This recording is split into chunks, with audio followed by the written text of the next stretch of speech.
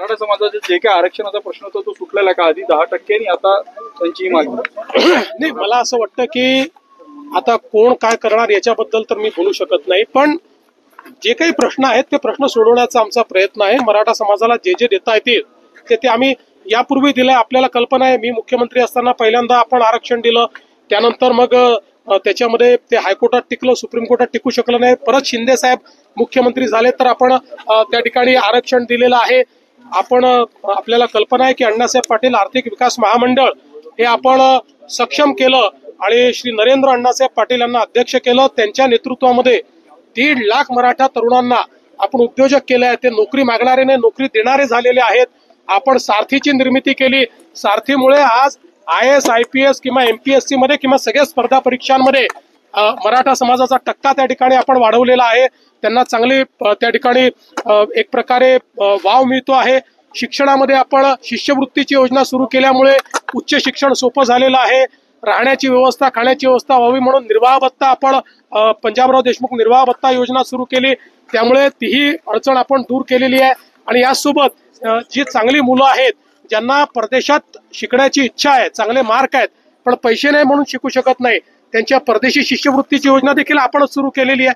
त्यामुळे मला असं वाटतं की ज्या वेळी मराठा समाजाच्या हिताचे निर्णय घेण्याची वेळ आली त्यावेळेस आम्हीच ते निर्णय घेतलेत, हे मात्र मी अधोरेखित करू. उपोषण सोडलेलं आहे, रसद कोण पुरवणार असं तुम्हाला माहिती होतं असं बोलला होता, त्याचा खुलासा मला असं वाटतं की जेव्हा चांगल्या गोष्टी घडतात त्यावेळी आपण फार आता त्याच्यात खोलात जाऊ नये आणि सगळ्या गोष्टी तुम्हाला माहिती असतात, जाऊ दे. मनोज जरांगेने अनशन खत्म किया है, सरकारने मांगे.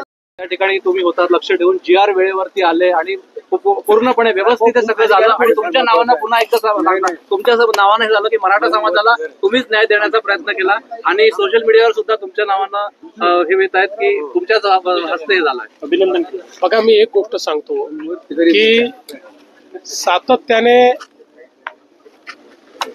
राजकारणामध्ये टीकाही सहन करावी लागते आणि लोक तुमचं स्वागत देखील करतात. जेव्हा टीका झाली त्याही वेळेस मी विचलित झालो नाही, कारण माझ्यासमोर एकच ध्येय होतं की समाजाला न्याय द्यायचा आहे आणि तो न्याय देताना दोन समाज एकमेकासमोर येणार नाहीत, दोन समाजामध्ये तेढ निर्माण होणार नाही, दोन समाजामध्ये याला दिलं म्हणून त्याच्यात अन्यायाची भावना तयार होणार नाही. अशा प्रकारचा निर्णय आपल्याला करावा लागेल, कायदेशीर निर्णय करावा लागेल. आणि म्हणून या संदर्भात जे जे काही कायदेशीर आहे त्याचा सगळा अभ्यास करून आम्ही हा निर्णय घेतलेला आहे.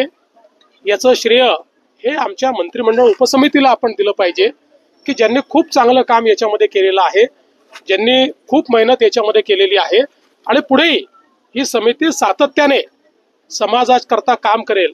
मी एक गोष्ट आपल्याला निश्चितपणे सांगतो, मला दोष दिले, शिव्या दिल्या तरीही मी समाजाकरता काम कालही करत होतो, आजही करतो, उद्याही करत राहील. मराठा समाज असो, OBC समाज असो की महाराष्ट्रातला कुठलाही समाज असो, प्रत्येक समाजाकरता काम करणं हे माझं मी कर्तव्य समजतो. त्या कर्तव्यात कधी शिव्या मिळतात, कधी तुम्हाला फुलांचे हार देखील मिळतात.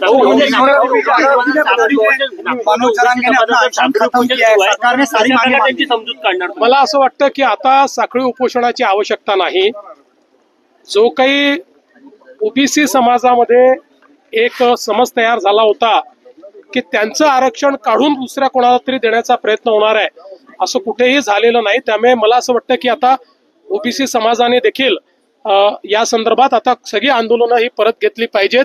आणि मी त्यांनाही आश्वस्त करतो की जोपर्यंत हे सरकार आहे तोपर्यंत दोन समाजांना एकमेकासमोर आणणं, त्यांच्यात तिढा निर्माण करणं, एकाचं दुसऱ्याला, दुसऱ्याचं तिसऱ्याला करणं हे आम्ही कधीच करणार नाही. आमच्याकरता महाराष्ट्राची सामाजिक वीण, महाराष्ट्राचं सोशल फॅब्रिक हे अत्यंत महत्वाचं आहे.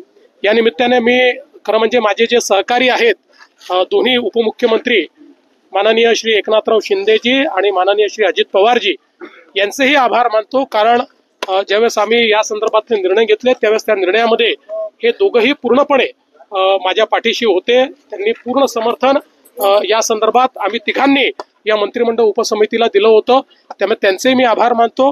आणि विशेषतः पोलीस प्रशासन असेल, महानगरपालिका प्रशासन असेल, याच्यावर खूप ताण पडला भरपूर अडचणी त्याच्यामध्ये तयार झाल्यात, पण मला असं वाटतं की आता तोही ताण दूर झालेला आहे.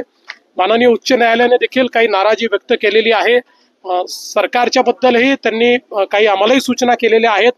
तर आम्हाला ज्या सूचना केल्या त्याचं आम्ही तंतोतंत पालन करू. जरांगे पाटलांनी